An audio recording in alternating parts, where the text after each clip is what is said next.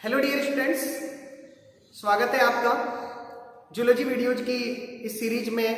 मैं आपके साथ पीके सेठी, असिस्टेंट प्रोफेसर जूलॉजी। आज हम एम्ब्रियोलॉजी में जिस टॉपिक के बारे में बात करने जा रहे हैं उस टॉपिक का नाम है गैमेटोजेनेसिस। इससे पहले के वीडियो में मैंने आपको एम्ब्रियोलॉजी का इंट्रोडक्शन बताया था और एम्ब्रियोलॉजी के इंट्रोडक्शन में हमने बात की थी कि जब हम डेवलपमेंटल बायोलॉजी को पढ़ते हैं तो उसमें गैमीट का फॉर्मेशन हो, उनका फर्टिलाइजेशन, जाइगोट बनना और जाइगोट से एम्ब्रियो का डेवलपमेंट होना, ये सारे स्टेप्स इसके अंदर शामिल होते हैं। तो हम सबसे पहला जो हमारा स्टेप है एम्ब्रियो फॉर्मेशन के लिए गैमेटोजेनेसिस, उसके बारे में आज बात हम स्टार्ट कर रहे हैं।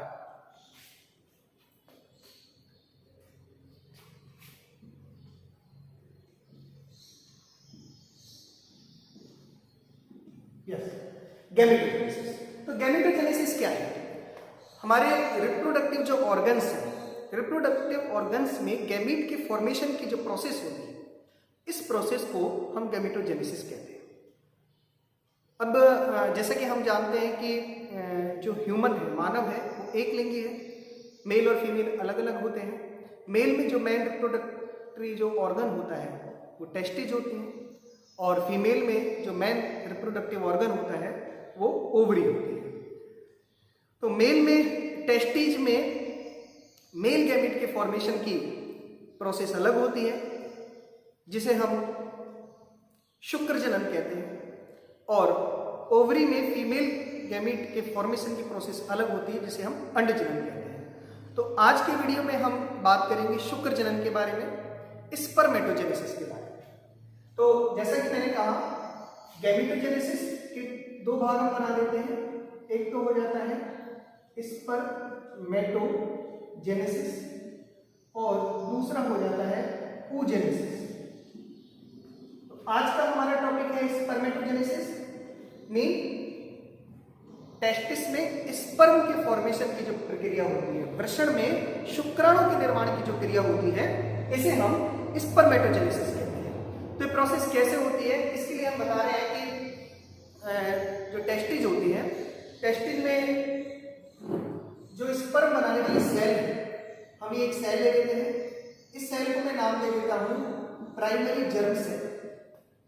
ओके, ये जो प्राइमरी जर्म सेल है, इसमें 3 स्टेप्स में जाकर गैमीट का फॉर्मेशन होगा।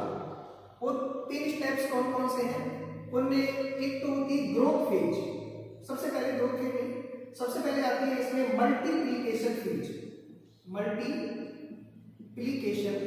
फेज, इसके बाद आती है ग्रोथ फेज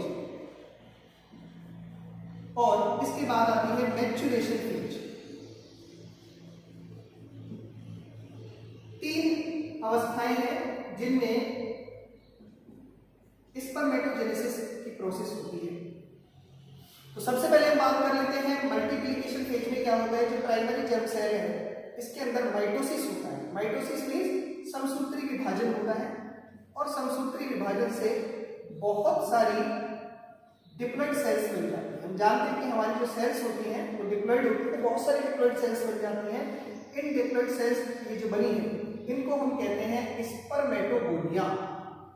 स्पर्मेटोगोनिया का फॉर्मेशन हो जाता है। तो चूंकि यहाँ पर ये संख्या बढ़ रही है कि नंबर इंक्रीज हो रहे हैं, किसके द्वारा हो रहे हैं? माइटोसिस के द्वारा हो रहे हैं। तो इसको हम कहते हैं मल्टीप्लिकेशन। मल्टीप्लिकेशन हो रहा है 1 से 2, 2 से 4, 4 से 8। इसके बाद क्या हो रहा है? कोई एक स्पर्मेटोगोनिया यहाँ पर साइज में बहुत लार्ज हो जाएगी, बड़ी हो जाएगी। तो ये जो लार्ज स्पर्मेटोगोनिया है, इसको हम कह देते हैं प्राइमरी स्पर्मेटोसाइट। प्राइमरी स्पर्मेटोसाइट का फॉर्मेशन हो जाएगा। तो चूंकि यहाँ पर इसकी साइज इंक्रीज हुई है, दैट्स वाई ये जो स्टेज है, इस स्टेज को हम क्या कहते हैं? ग्रोथ फेज कहते हैं। इसके बाद ग्रोथ फेज में मैच्योरेशन होगा और मैच्योरेशन किसके द्वारा होगा? मियोसिस के द्वारा होगा, अर्धसूत्री विभाजन के द्वारा होगा। और जैसा कि हम जानते हैं कि मियोसिस 2 चरणों में होता है, meiosis first and meiosis second. तो सबसे पहले यहाँ मियोसिस फर्स्ट होगा। ये मियोसिस फर्स्ट है, इसमें ये 2 स्ट्रक्चर बन जाएंगे। और हम जानते हैं कि म्यूसिस फर्स्ट में जो क्रोमोसोम नंबर है वो घटकर आधी रह जाती है, तभी तो इसे अर्धसूत्री विभाजन कहते हैं, क्योंकि नंबर आधी रह जाती है। तो म्यूसिस फर्स्ट में 2 सेल बन गई, इनको हम कहेंगे सेकेंडरी स्पर्मेटोसाइट। Secondary spermatocyte. अब ये जो सेकेंडरी स्पर्मेटोसाइट है इनमें नेक्स्ट आगे फिर विभाजन होगा और 2 सेल्स, 2 हिस्से और 2 हिस्से, ये सेकेंड हो रहा है म्यूसिस सेकेंड। और हम जैसे कि जानते हैं कि म्यूसिस सेकेंड समसूत्री विभाजन के माइटोसिस के लगभग इक्वल होता है, उसके समान होता है। तो इसमें क्या होगा, जैसे यहाँ पर n नंबर है तो यहाँ पर भी नंबर कितने रह जाएंगे, क्रोमोसोम के n रह जाएंगे। तो इस तरीके से टोटल ये जो हमारे मैच्योरेशन फेज है, जिसमें ये फर्स्ट मैच्योरेशन है और ये सेकंड मैच्योरेशन है, जहाँ म्यूसिस फर्स्ट हुआ है, म्यूसिस सेकंड हुआ है। तो इस तरीके से हमें 4 सेल्स जो है प्राप्त हो जाती है, हैप्लॉइड सेल्स प्राप्त हो जाती है। इन 4 हैप्लॉइड सेल्स को हम कहते हैं स्पर्मेटिड। स्पर्मेटिड, ठीक है। तो ये हमने यहाँ पर देखा कि यहाँ पर तीनों स्टेज के बाद, मल्टीप्लिकेशन, ग्रोथ और मैच्योरेशन के बाद आपके सामने एक प्राइमरी स्पर्मेटोसाइट ने कितने स्पर्मेटिड का फॉर्मेशन किया, 4 का। 4 स्पर्मेटिड का जो है फॉर्मेशन हो गया, 4 स्पर्मेटिड बन गए। इनको हम हिंदी में कहते हैं शुक्राणु पूर्वी, मतलब शुक्राणु बनने से पूर्व की अवस्था, प्री स्टेज। तो ये जो स्पर्मेटोजेनेसिस, ये जो स्पर्मेटिड बने हैं, इन स्पर्मेटिड में आगे चलकर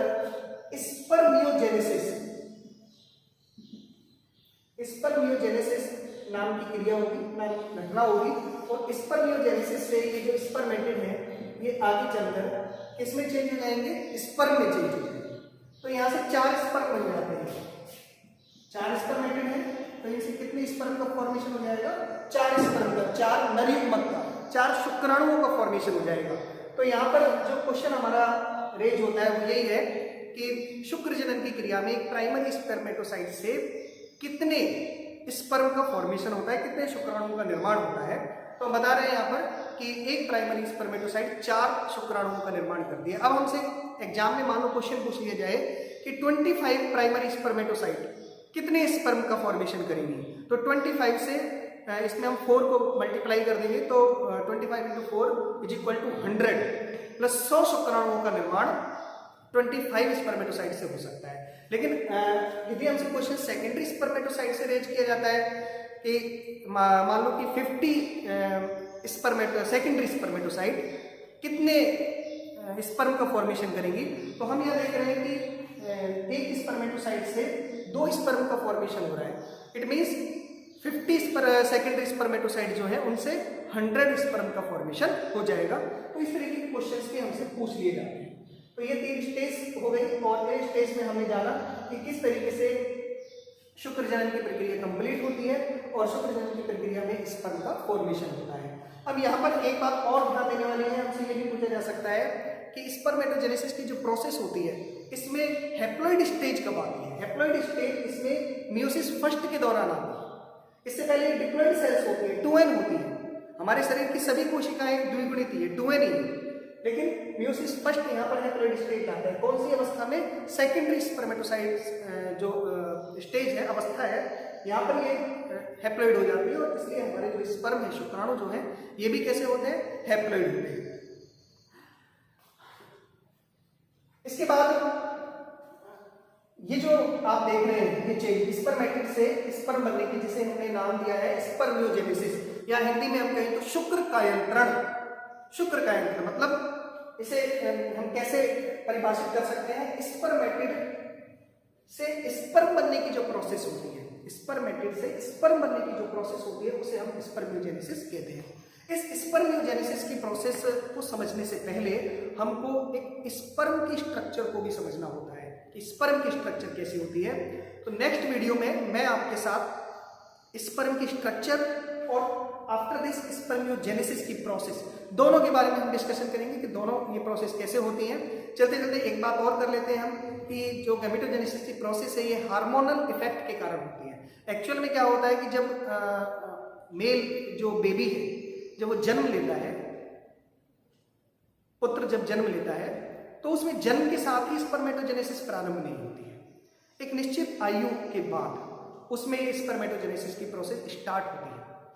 ये आयु जो है 10 से 12 वर्ष 13 वर्ष तक की आयु हो सकती है, 14 वर्ष भी हो सकती है किसी में 11 वर्ष भी हो सकती है। जब ये स्पर्मेटोजेनेसिस की प्रोसेस स्टार्ट हो जाती है और फिर ये स्पर्म बनते रहते हैं, लाइफ टाइम बनते रहते हैं।